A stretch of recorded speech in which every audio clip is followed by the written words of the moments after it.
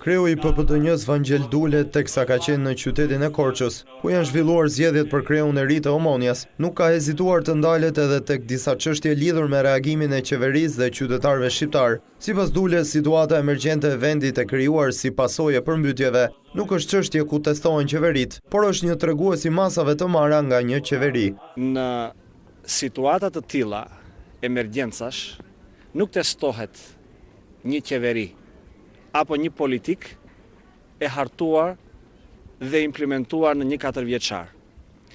Aty demonstrojnë reflekset e një shteti, se sa është i organizuar dhe se sa i ka rezervuar vetes potencialin për të reaguar menjëherë. Nga ana tjetër, sipas kreut të PPD-s, situata e kriminalitetit në vend dhe aktet terroriste janë një çështje që duhet të na bashkojnë dhe jo të krijojnë dasi. Është një situatë që duhet të na shqetësojë se na jep dëshmi në vazhdimsi krimi se po organizohet dhe po sfidon struktura dhe politika qeveritare dhe shtetërore.